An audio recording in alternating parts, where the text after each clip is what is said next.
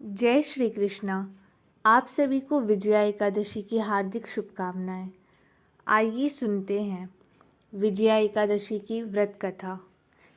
एकादशियों का महात्म्य सुनने में अर्जुन को अपार हर्ष की अनुभूति हो रही थी।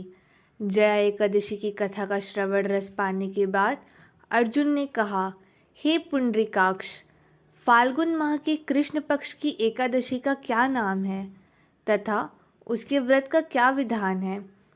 कृपया करके मुझे इसके संबंध में विस्तार पूर्वक बताएं।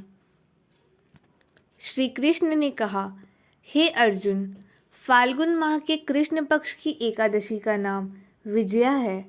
इसके व्रत के प्रभाव से मनुष्य को विजय श्री मिलती है। इस विजया एकादशी के महात्म्य के श्रवण व पठन से सभी पापों का अंत हो जाता है। एक बार देवर्षि नारद ने जगत पिता ब्रह्मा जी से कहा, हे ब्रह्मा जी, आप मुझे फाल्गुन माह के कृष्ण पक्ष की विजया एकादशी का व्रत तथा उसकी विधि बताने की कृपा करें। नारद जी की बात सुन ब्रह्मा जी ने कहा, हे पुत्र, विजया एकादशी का उपवास पूर्व के पाप तथा वर्तमान के पापों को नष्ट करने वाला है। इस एकादशी का विधान मैंने आज तक किसी से नहीं, परंतु मैं अब तुम्हें बताने जा रहा हूँ। यह उपवास करने वाले सभी मनुष्यों को विजय प्रदान करती है। अब श्रद्धापूर्वक कथा का श्रवण करो। श्री राम को जब 14 वर्ष का वनवास मिला, तब वह भ्राता लक्ष्मण तथा माता सीता सहित पंचवटी में निवास करने लगे। उस समय महापापी रावण ने माता सीता का हरण कर लिया। इस दुखद घटना से श्री राम जी तथा लक्ष्मण जी अत्यंत दुखी हुए और सीता जी की खोज में वन वन भटकने लगे। जंगल जंगल घूमते हुए वे मरणासीन जटायु के पास जा पहुँचे।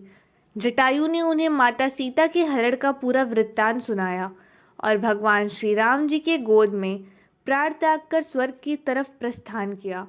कुछ आगे चलकर श्री राम व लक्ष्मण की सुग्रीव जी के साथ मित्रता हो गई और वहां उन्होंने बाली का वध किया। श्री राम भक्त हनुमान जी ने लंका में जाकर माता सीता का पता लगाया और माता सीता से श्री राम जी तथा महाराज सुग्रीव की मित्रता का वर्णन सुनाया। वहां से लौटकर हनुमान जी श्री रामचंद्र जी के पास आए और अशोक वाटिका का सारा वृत्तांत कह सुनाया। सब हाल जानने के बाद श्री रामचंद्र जी ने सुग्रीव की सहमति से वानरों तथा भालुओं की सेना सहित लंका की तरफ प्रस्थान किया। समुद्र किनारे पहुंचने पर श्री राम जी ने विशाल समुद्र को घड़ियालों से भरा देखकर लक्ष्मण जी से कहा, हे लक्ष्मण, अनेक मगरमच्छों और जीवों से भरे इस विशाल समुद्र को कैसे पार करेंगे? प्रभु श्री राम की बात सुनकर लक्ष्मण जी ने कहा, भ्राताश्री, आप पुराण पुरुषोत्तम आदि पुरुष हैं। आपसे कुछ भी विलुप्त नहीं है। यहाँ से आधा योजन दूर कुमारी द्वीप में वग्दाल मुनि का आश्रम है। वे अनेक नाम के ब्रह्माओं की ज्ञाता हैं। वे ही आपकी विजय के उपाय बता सकते हैं।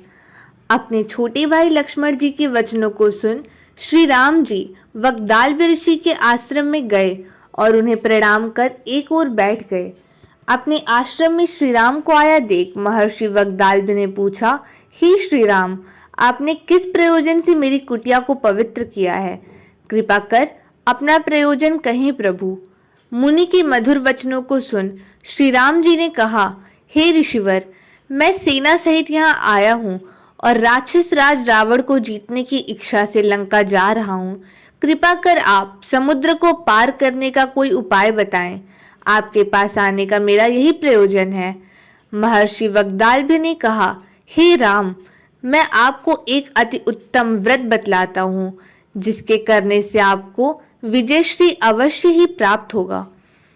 यह कैसा व्रत है मुनि श्रेष्ठ, जिसे करने से समस्त क्षेत्रों में विजय की प्राप्ति होती है?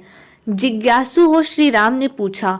इस पर महर्षि वग्दाल ने कहा, हे श्री राम, फाल्गुन माह के कृष्ण पक्ष की विजया एकादशी का उपवास करने से आप अवश्य ही समुद्र को पार कर लेंगे और युद्ध में भी आपकी विजय होगी।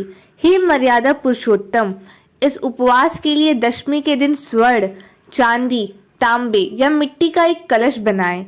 उस कलश को जल से भरकर तथा उस पर पंच पल्लव रखकर उसे वेदिका पर स्थापित करें। उस कलश के नीचे सतंजा अर्थात मिले हुए 7 अनाज और ऊपर जौ रखें। उस पर विष्णु जी की स्वर्ण की प्रतिमा स्थापित करें।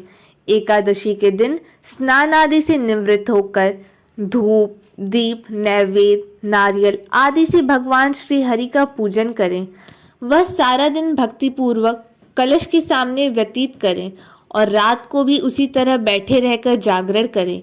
द्वादशी के दिन नदी या तालाब के किनारे स्नान आदि से निवृत्त होकर उस कलश को ब्राह्मण को दे दे। हे दशरथ नंदन, यदि आप इस व्रत को सेनापतियों के साथ करेंगे तो अवश्य ही विजयश्री आपका वरण करेगी। मुनि के वचन सुन तब श्री रामचंद्र जी ने विधि पूर्वक विजया एकादशी का व्रत किया और इसके प्रभाव से राक्षसों के ऊपर विजय प्राप्त की। हे अर्जुन, जो मनुष्य इस व्रत को विधि विधान के साथ पूर्ण करेगा उसकी दोनों लोकों में विजय होगी। श्री ब्रह्मा जी ने नारद जी से कहा, जो इस व्रत का महात्म्य श्रवण करता है या पढ़ता है उसे वाजपेयी यज्ञ की फल की प्राप्ति होती है। कथा का सार यह है कि भगवान विष्णु का किसी भी रूप में पूजन मानव मात्र की समस्त मनोकामनाएं पूर्ण करता है। श्री राम हालांकि स्वयं विष्णु के अवतार थे, अपितु अपनी लीलाओं के चलते प्राणियों को सद्भाग्य दिखाने के लिए उन्होंने विष्णु भगवान के निमित्त इस व्रत को किया। विजय की इच्छा रखने वाला इस उपवास को करके अनंत फल का भागी बन सकता है।